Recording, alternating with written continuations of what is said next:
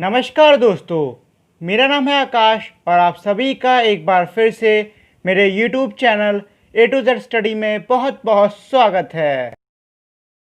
और इस समय मेरे चैनल पर क्लास सेकंड हिंदी की पढ़ाई चल रही है और आज की क्लास में मैं आपको पढ़ाऊंगा पार्ट 4 अधिक बलवान कौन।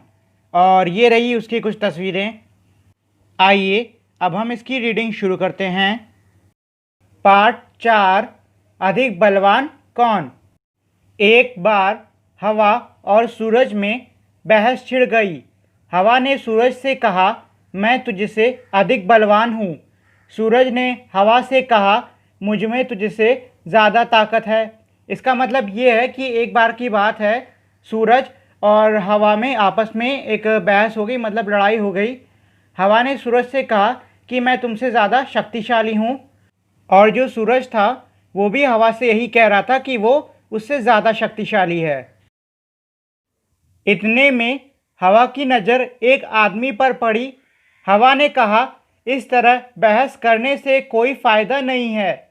जो इस आदमी का कोट उतरवा देगा वही ज़्यादा बलवान है। इसका मतलब ये है कि जब दोनों आपस में बहस कर रहे थे तभी हवा ने एक आदमी को देखा और उसने कहा कि हम लोग इस तरीके से बहस करते रहेंगे और हमें कभी पता नहीं चल पाएगा कि कौन ज़्यादा बलवान है और कौन बलवान नहीं है। इसका सबसे सही तरीका ये है कि क्यों ना हम ये जो आदमी जा रहा है इसका कोट उतरवा दें। जो भी अपनी ताकत से इसका कोट उतरवा देगा वही ज़्यादा शक्तिशाली माना जाएगा। सूरज हवा की बात मान गया। उसने कहा, ठीक है, दिखाओ अपनी ताकत। इसका मतलब ये है कि जो सूरज है वो हवा की बात को मान जाता है और कहता है, ठीक है, पहले तुम अपनी ताकत दिखाओ। हवा ने अपनी ताकत दिखानी शुरू की। इसका मतलब ये है कि हवा ने जो आदमी था उसका कोट उड़ाने की कोशिशें शुरू कर दी। आदमी की टोपी उड़ गई, पर कोट उसने अपने दोनों हाथों से शरीर से लपेटे रखा और जल्दी जल्दी कोट के बटन बंद कर लिए। इसका मतलब ये है कि जो हवा थी वो सीधी सी बात है कैसे अपनी ताकत दिखाएगी, तो वो अपनी हवा को तेज़ करके दिखाएगी। तो हवा ने अपनी जो रफ्तार थी उसको तेज़ कर दिया, जिसकी वजह से जो आदमी की टोपी थी वो उड़ गई।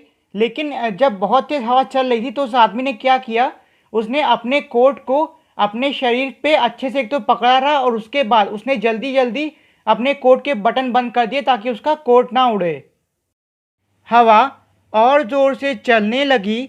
अंत में आदमी नीचे ही गिर पड़ा, पर कोट उसके शरीर पर ही रहा।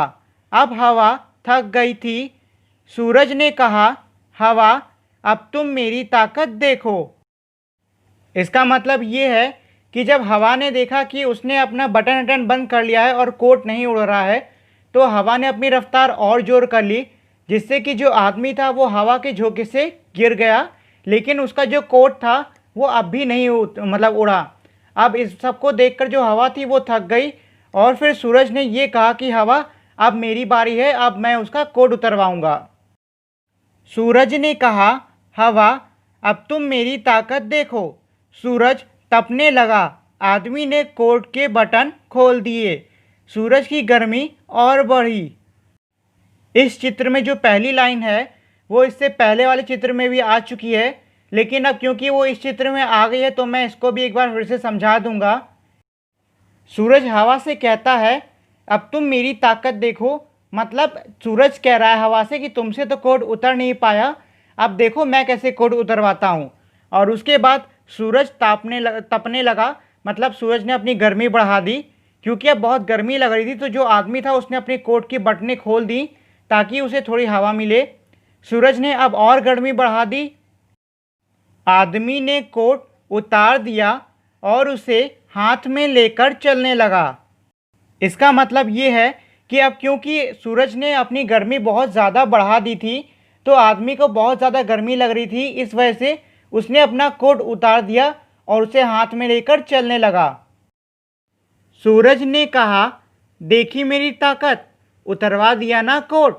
हवा ने सूरज को नमस्कार किया और कहा, मान गई तुम्हारी ताकत को। इसका मतलब ये है कि आदमी को कोट उतारता देखकर सूरज ने हवा से कहा, तुमने देख ली ना मेरी ताकत। हम दोनों ने बात करी थी कि जो भी मतलब हम दोनों में से जो भी इस आदमी का कोट उतरवा देगा वो ज़्यादा ताकतवर होगा। अब तुम मानते हो? तो हवा उससे कहता है कि हाँ ठीक है, अब मैं मानता हूँ कि तुम ज़्यादा ताकतवर हो। तो ये तो थी हमारे इस पार्ट की मीनिंग। अब इस पार्ट में कुछ प्रश्न भी दिए हुए हैं, आइए हम उन्हें भी कर लेते हैं। पहला प्रश्न है, हवा की बात।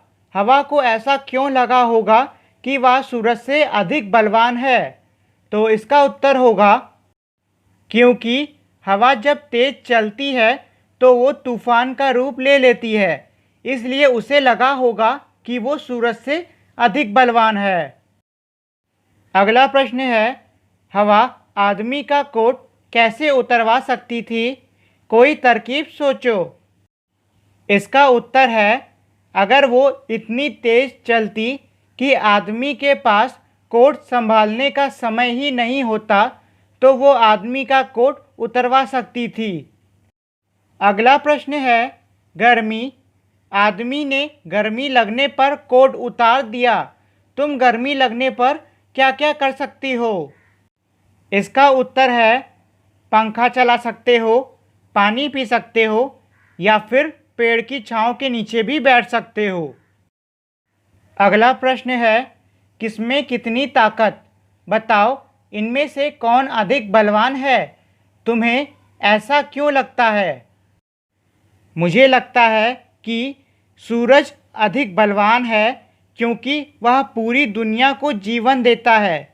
और एक पॉइंट इसमें मैंने लिखा नहीं है, हालांकि वो अगर लिखते तो काफ़ी लंबा हो जाता, वो मैं आपको ऐसे ही बता देता हूँ कि अगर सूरज अपनी गर्मी एक हद से ज़्यादा बढ़ा देता है तो पृथ्वी की जितनी भी चीज़ें हैं वो सारी चीज़ें जल जाएंगी। ये वाला प्रश्न आपको खुद से करना होगा और साथ ही में ये वाला प्रश्न भी आपको खुद से करना होगा। अगला प्रश्न है, ताकत की बात।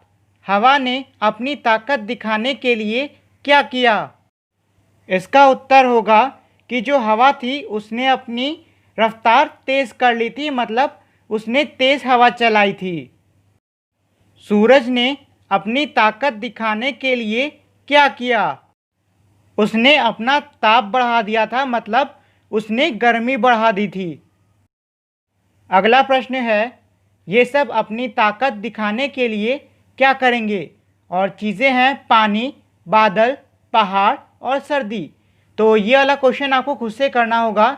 इसमें करना कुछ नहीं है, आपको बस ये लिखना है कि जो सारी चीज़ें दी हुई हैं ये अपनी ताकत दिखाने के लिए क्या करेंगी।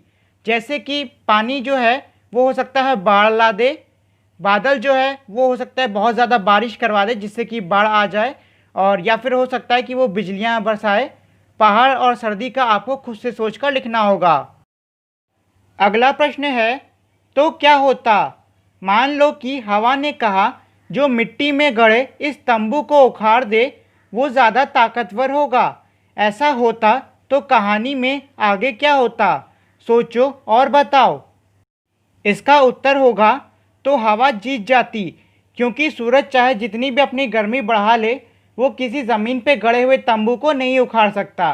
वहीं दूसरी तरफ हवा अगर बहुत तेज़ चलती तो वो तंबू को उड़ा ले जाती। अगला प्रश्न है, शब्दों का खेल। ता, जा, मा, हा, ला। यहाँ पर 6 शब्द छिपे हैं। ताज, महल, जम, हल, ताल, मल। नीचे लिखे शब्द में तुम भी इसी तरह 8 शब्द ढूंढो।